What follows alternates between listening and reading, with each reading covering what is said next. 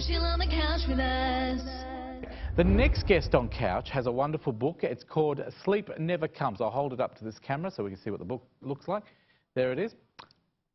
On camera there. Sleep Never Comes. She's on the couch today. Her name is Pam McCagh. Please give her a round of applause. And next to Pam is our resident travel expert, Annette Porter. Please give her a big round of applause as well. Thank you.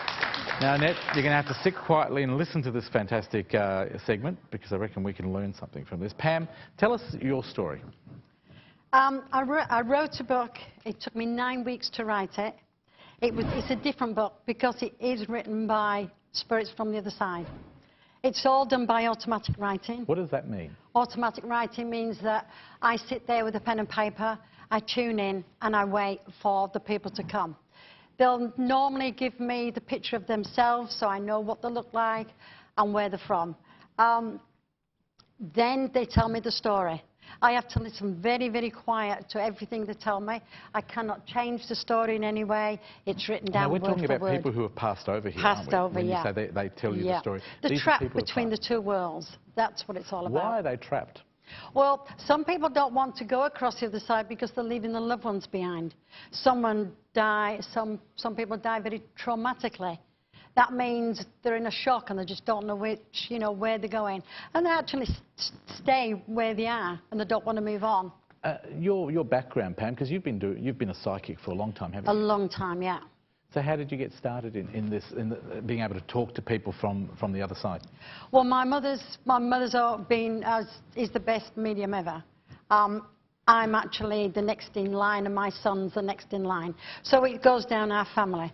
But as I said, I've been a medium. I do a lot of psychic work for charity. So what makes a good medium? How do you know? Listening. Okay. What you got to do is when I'm passing people over, you have to listen very hard. You may not get them the first time because I have got to recapture their confidence. I've got to know that I'm a good listener. I've got to listen with a lot of compassion because when these people come to tell me their stories, they are definitely heartbreaking stories. They're people about lost babies, they're people that's lost their wives. There's people waiting to die because they want to be with the next person, yeah. So tell me about the book. Why did you decide to write Sleep Never Comes? Well, I didn't. I actually been crossing people over for years. And then one day I was doing my shopping list and I kept getting the soldier and his men. I'm thinking, where am I going from here? And not actually got storytelling by that stage. And then 3 men come in and they were telling me the story of how they was hit by a bomb in the 1944 war.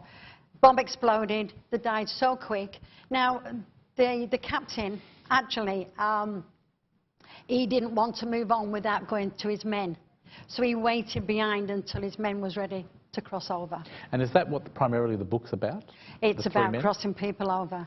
But it's about crossing people over with compassion, listening to the stories and helping them get to the other side. I think you've launched the book already. Was it in Tasmania? I've launched the book. It's been a fantastic success.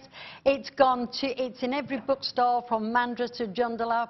Me and my husband took it over to Tasmania, I believe, yes. And it was absolutely a sellout. What makes a good book? Why do people like your book?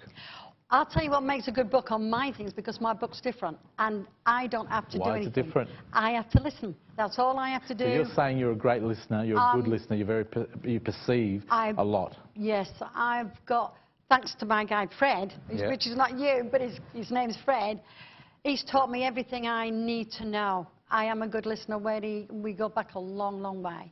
So he brings them in, and then we go from there. So where to for you with the book? Sorry? Where do you want to go to with the book? I've already got the second book written. It's been written. It was written 3 weeks after this book. But this has gone so mad at the moment. I want to see it through. I want to get it to all the places where it's got to go. But the main thing is, this book is written for remembrance. So we're hoping that some people will remember some of these people at the book. Young Sarah. That's a beautiful story. Sarah needs to be remembered by the living because she died in a tragic way. So all these stories, they do want to be remembered. It's their book. They designed it. They write it. Now, I know we're running out of time. The book is out. It's Yep. there now. Get it at all great bookstores. Yep. But tell me just quickly, what other work do you do for people who want to book you? You're obviously a medium, a clairvoyant. Yes. What else do you do? I do private readings, plus I do private shows for cancer and Make-A-Wish and things like that. And Pam's coming back to do another 2 segments because 5 minutes is never enough. If you want more information about Pam McCagh, please check out our website at thecouch.com.au. That's thecouch.com.au. It's on screen right now, and all the links, her phone number, her website will be all there when you have a look today, I promise you. And thank you very much to Pam McCagh. Give her a big round of applause in the studio, please. And I'm sure we're going to see her more often on the couch. I know definitely 2 more appearances coming up soon.